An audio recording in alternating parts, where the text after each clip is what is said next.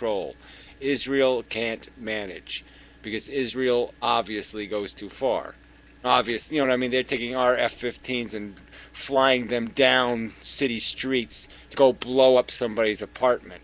I mean, we shouldn't be allowing that. Okay, what they did in their last incursion, you know, when they went in there and took over the place and cut all the power off, and you know what I mean? This is bullshit. We can't let them manage their borders. Something else has to be managing those borders. The UN or us or something else, but it has to be some other force but them. They have to demilitarize. And the only way they can demilitarize is that, yeah, we have to guarantee their existence. But that's it. They have to demilitarize. They can't exist as a military power.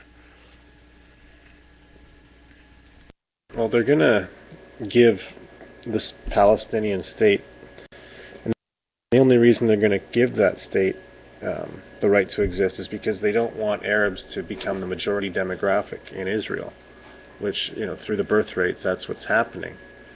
It seems like kind of a disingenuous reason to split it up, and having a state based on religion. I mean, to call Israel a Jewish state, that's enough of a reason right there not to support it, unless it just became a state, a secular state.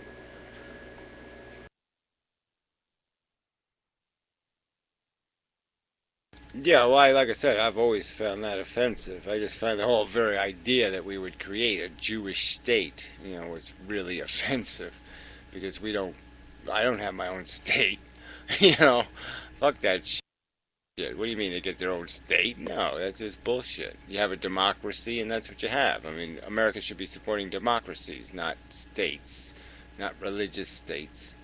So, yeah, I mean, if it's not going to have our Constitution and our principles, then why the fuck are we building it?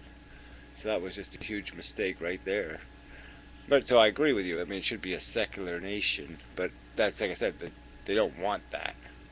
They want it to be like you're not a real citizen unless you're a Jew, you know. And unfortunately, you know, that's just toxic. Yeah, I mean, it's completely racist, and I can't understand how this is just okay with most people.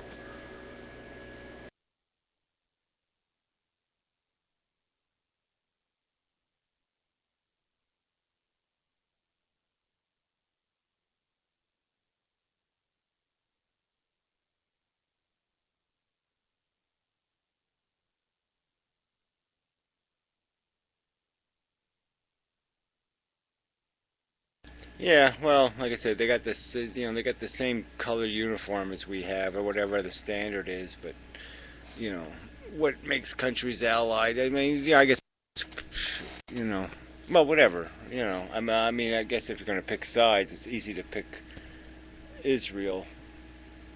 But I mean, it's getting. I mean, if you had to, if you, I mean, I guess it's going to be harder and harder as each generation passes, because Israel looks more and more like the aggressor and the villain now. So I don't know what the numbers are, but I think support is probably less strong than it used to be. You know what I mean? When they were getting their ass, when Israel was, you know, 40 years ago getting their ass kicked, you know, it's sort of a different world. I mean, they were much more sympathetic. Yeah, and on the other side,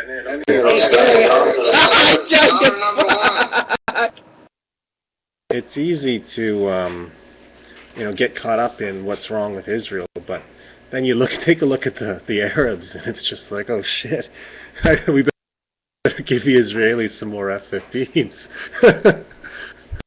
Yeah, you know, I mean, it's really, you know, you're just picking one dinosaur over the other, just because one is, you know, Tyrannosaurus, and you're saying, well, I'll go with the Brontosaurus.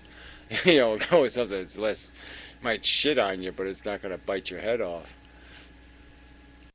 Yeah, and I mean, there is some value, I guess, to having this Israeli Western state in the Middle East. I mean, it's not a secular democracy, but it is still Western in the sense that its principles are face to face with the Islamic principles that we're going to have to deal with. I mean, Islam and the West are going to merge, and there's going to one set of principles are going to win.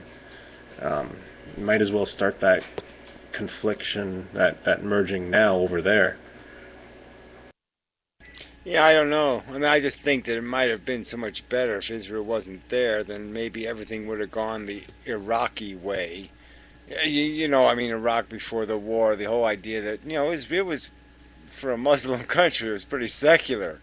I mean, you know what I mean? There was statues of Saddam Hussein where he's wearing a business suit. You know what I mean? He's not got the towel on his head. He's not doing the whole. You know what I mean? It was a country. That was the interest, was in becoming a civilization, not in just being an archaic Stone Age desert. You know, is Islamabad or whatever you want to call it. I mean, it was just and I just think that was all thrown away. That kind of hope. But I mean, just the whole, because what happened? We put kings in charge of these countries. These countries might have been democracies 50 years ago if it wasn't for the fact that there was an Israel, and that then we had to have control over these other countries to prevent the wars, and part of that control was maintaining these kings. I mean, we wouldn't have been financing the Shah. There's lots of things that would have changed if Israel wasn't there. Yeah, that's true. I watched the documentary on the trial of Saddam yesterday and looked into it, and that was such a corrupt uh, thing that we did with that trial. It was just they changed the judge if he was being too lenient on the defendant. We bribed witnesses and just made a mockery of the whole thing. And Saddam, really, looking back on it, he wasn't really that bad. Like, what did he do to make the United States hate him so much? I mean, the people he killed in the early '80s, we gave him the weapons for that, and it didn't really bother us at the time. Well, that's the joke of it, is that we approved of so much of what went on, and it's just so hypocritical for us now to call it a war crime. How can we call it a war crime when that's not what we called it when it took place? So fuck that. You can't. When you have to make up the word in hindsight, when you don't know that's what it is when it's happening, well then this requalification was kind of silly. But he was an asshole. He wasn't a fucktard. He was an idiot. But yeah, I mean, it was just overkill. This, and I think it was really dangerous. I mean, we lucked out, but I mean, it could have been a dangerous thing to do, to be going out and hanging people, but we got away with it. But yeah, what are we left with? We're left with a country that's unmanageable, and that's so what did we accomplish? Nothing. I mean, more people are living harder lives because of our actions. So it's got lose written all over it. I mean, it's more destabilized, more fanatical, more Islamic. So I mean, on every level, we've lost. Yeah, I mean, Saddam was willing to work with the United States, and so I think, I mean, my theory is that um, United States foreign policy to protect Israel was to keep Iran and Iraq fighting each other. And when they stopped fighting each other and Iraq got strong, it was like, okay, well, we got to knock down Iraq. And now that Iraq's knocked down and Iran's getting strong, it's like, okay, now we got to knock down Iran. Just make sure nobody around Israel has any real power. Yeah, well, and then there's the oil thing too. But yeah, I mean, it just gets really complicated. Um, but it's just terrible that all these people, all this waste, you know. I mean, when you think of just all the waste, all the wasted energy that's just going on into policing these countries. I mean, what the fuck? Yeah, oil's certainly part of it, but oil's not what gets people wanting to nuke Iran, which seems like, if we had McCain in there, it probably would have happened already.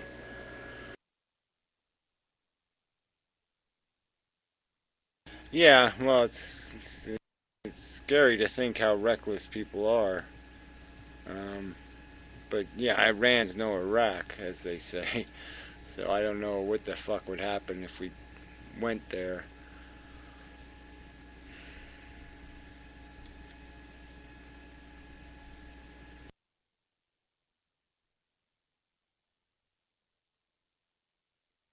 I mean, I just can't, when you hear about that rhetoric